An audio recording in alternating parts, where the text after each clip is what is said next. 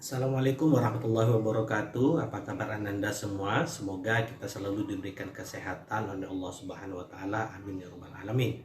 Sebagaimana video sebelumnya tentang peta konsep pendidikan kewarganegaraan, di video ini Abi akan menjelaskan pelajaran kita tentang nilai-nilai Pancasila dalam kerangka praktek penyelenggaraan pemerintahan negara dengan sub pelajaran konsep pembagian kekuasaan di Indonesia.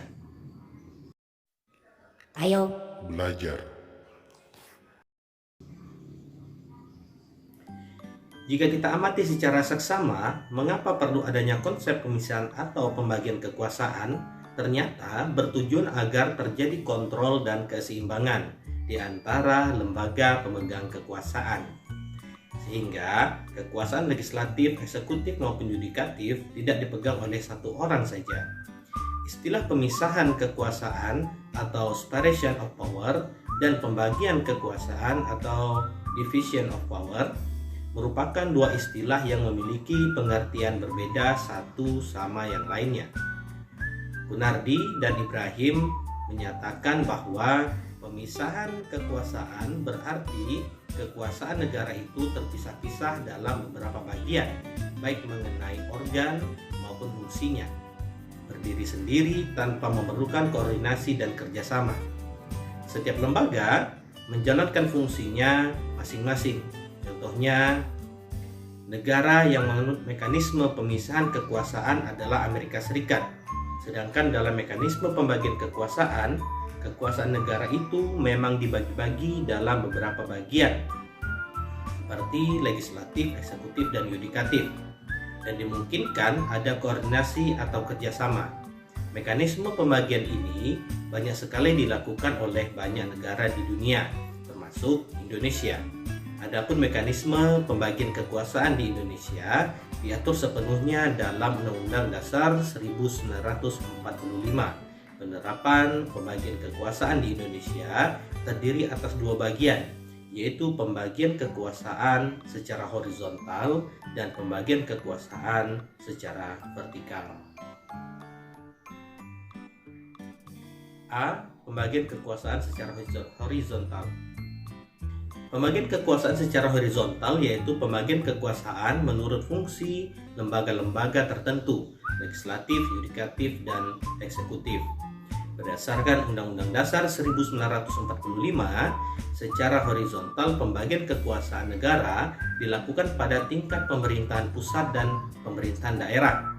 Pembagian kekuasaan pada tingkat pemerintahan pusat berlangsung antar lembaga-lembaga negara yang sederajat.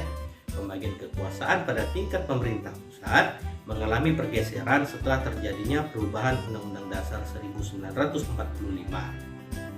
Pergeseran dimaksud adalah pergeseran klasifikasi kekuasaan negara yang umumnya terdiri atas tiga jenis kekuasaan, yaitu legislatif, eksekutif, dan yudikatif. Saat ini menjadi 6 kekuasaan negara. Yang pertama, kekuasaan konstitutif, yaitu kekuasaan untuk mengubah dan menetapkan undang-undang dasar. Yang kedua, kekuasaan eksekutif, yaitu kekuasaan untuk menjalankan undang-undang dan penyelenggaraan pemerintahan negara. Yang ketiga, kekuasaan legislatif, yaitu kekuasaan untuk membentuk undang-undang. Yang keempat, kekuasaan yudikatif atau disebut kekuasaan kehakiman, yaitu kekuasaan untuk menyelenggarakan peradilan guna menegakkan hukum dan keadilan. Kekuasaan ini dipegang oleh Mahkamah Agung dan Mahkamah Konstitusi. 5. Kekuasaan eksaminatif atau inspektif, yaitu kekuasaan yang berhubungan dengan penyelenggaraan pemeriksaan atas pengelolaan dan tanggung jawab tentang keuangan negara. Kekuasaan ini dijalankan oleh Badan Pemeriksa Keuangan.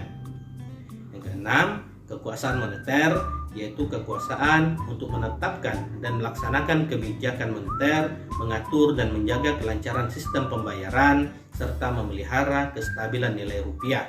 Kekuasaan ini dijalankan oleh Bank Indonesia selaku bank sentral di Indonesia. Pembagian kekuasaan secara horizontal pada tingkatan pemerintahan daerah langsung antara lembaga-lembaga daerah yang sederajat, yaitu antara pemerintah daerah atau kepala daerah atau wakil kepala daerah dan Dewan Perwakilan Rakyat Daerah atau DPRD. Pada tingkat provinsi, pembagian kekuasaan berlangsung antara pemerintah provinsi, gubernur atau wakil gubernur, dan DPRD provinsi. Sedangkan pada tingkat kabupaten kota, pembagian kekuasaan berlangsung antara pemerintah kabupaten, yaitu bupati atau wakil bupati maupun wali kota ataupun wakil wali kota, dan DPRD kabupaten kota. B. Pembagian kekuasaan secara vertikal. Pembagian kekuasaan secara vertikal merupakan pembagian kekuasaan berdasarkan tingkatnya, yaitu pembagian kekuasaan antara beberapa tingkat pemerintahan. Pembagian kekuasaan secara vertikal ini di negara Indonesia berlangsung antara pemerintah pusat dan pemerintah daerah, yaitu pemerintah provinsi dan pemerintah kabupaten kota. Pada pemerintahan daerah berlangsung pula pembagian kekuasaan secara vertikal yang ditentukan oleh pemerintah pusat. Hubungan antara pemerintah provinsi dan pemerintah kabupaten kota terjalin dengan koordinasi, pembinaan, dan pengawasan oleh pemerintah pusat dalam bidang administrasi dan kewilayahan. Itulah tadi pembahasan kita pada video kali ini. Mudah-mudahan Anda semua dapat memahaminya. Terima kasih. Sampai jumpa. Wassalam.